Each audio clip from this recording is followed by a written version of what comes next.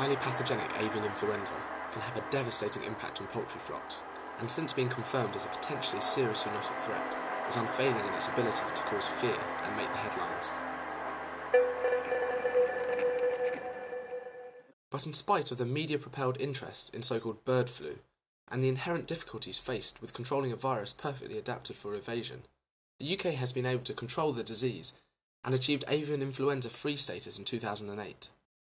In this film, I explore the structure of avian influenza control schemes and discover how these interact at an international, national and local level to keep humans and poultry in the UK free from disease.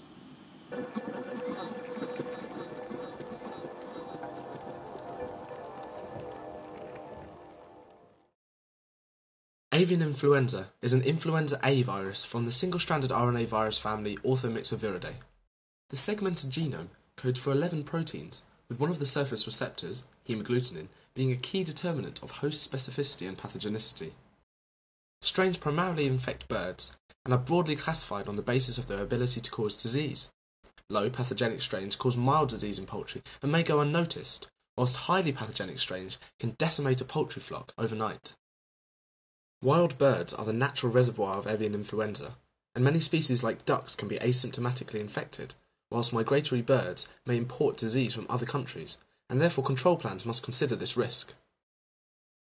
Now, the world might be a big place, but diseases don't respect borders, and avian influenza is very much a global disease. Therefore, worldwide cooperation is needed in order to stay abreast of the constantly changing situation. At the international level, 3 key organisations are involved in monitoring avian influenza outbreaks: the World Health Organization, WHO, the World Organization for Animal Health, OIE, and the Food and Agriculture Organization of the United Nations, FAO. The organisations work to monitor disease from slightly different but overlapping perspectives, the WHO focusing on human health, the OIE on animal health, and the FAO encompassing both with its mission of developing food and agricultural security. Data is collated and visualised into maps to track the patterns of infection. Behind me is a WHO map of confirmed human H. pylori cases since 2003, and now the updated map for 2010. In like manner, the OIE also collate information into maps, as can be seen behind me, for confirmed H. pylori cases in poultry from 2003 and from 2010.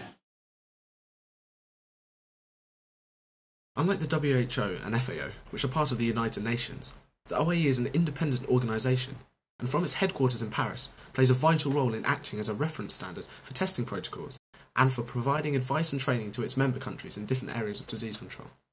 In addition, the World Trade Organization recognises it as the reference organisation against whose standards free trade between member states can be facilitated. To visualise the structure of control, we can create what I like to call a control pyramid. At the top, we can place our supra-international organisations, the WHO, the OIE and the FAO, which are each propelled by broad drivers of human health and animal health related issues like trade and social and economic well-being. Below this, from a European perspective, we can place the 27 member countries of the European Union, of which the UK is a member, governed from Brussels in Belgium. The legislation provides a baseline of prevention and control measures, enabling each member country to adapt the schemes according to their situation.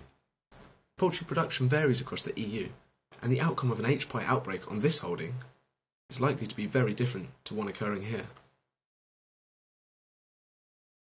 At a national level, we can now introduce the Government Department for Environment, Food and Rural Affairs, DEFRA, which leads the UK-wide policy making in coordination with the devolved Scottish, Welsh and Northern Irish administrations.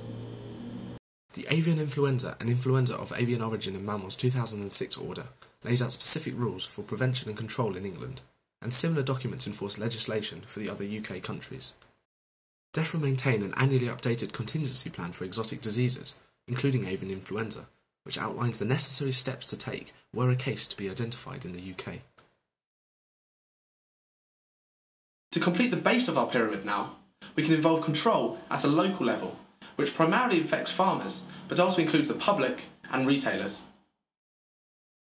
The pyramid structure is used because the number of entities involved at each level increases as you descend, starting with a few big international organisations and moving towards a base of a large number of individuals involved with local level control.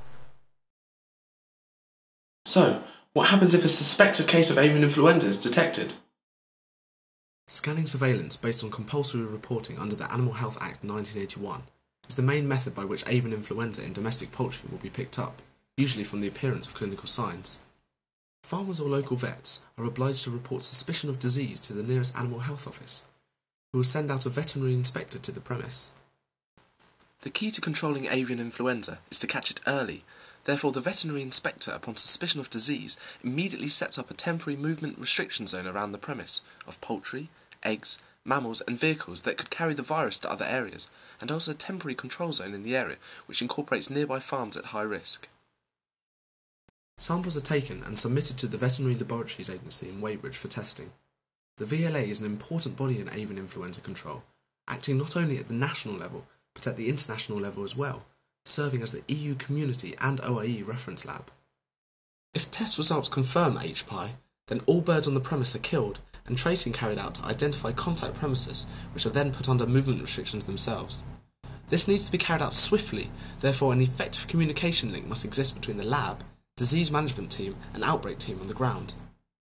A protection and surveillance zone of minimum 3 and 10 kilometres are set up, in which movement and trade is variably limited. This involves official liaison of the Chief Veterinary Officer with the Secretary of State who must declare the zones. The UK is obligated to report confirmed highly pathogenic strains and low pathogenic strains of the H5 and H7 subtype due to the risk of recombination to the EU and OIE, who monitor changes in the situation from an international level and give advice to member countries regarding any risk facing them. We return to the control pyramid and see that the effectiveness of the control scheme relies on its base, that is, the farmers reporting disease quickly. Farmers receive full compensation for live birds culled, which acts as an incentive for swift reporting. Throughout the process, information is also fed back down the pyramid to the farmers, informing and updating them on control procedures. Providing up-to-date information for stakeholders throughout the outbreak is essential to ensure transparency and maintain trust. Now, the internet, especially government websites, is an important tool for disseminating information. But not everything on the web is reliable, and if updates aren't delivered in a timely fashion, then a so-called information vacuum can form, which can be filled. Avian influenza. It's having you on. It's a bacteria. It's a bacterium. It's a bacterium. It's a virus. It's fine. It's not even a big deal. Which can be filled by whoever gets there first. DEFRA therefore keep their website updated with press releases to inform the public and media about the evolving outbreak situation. In this film, we have seen that avian influenza control works at an international, national and local level, and that this EU to egg legislative structure is essential to keep us humans, as well as these guys, free from avian influenza.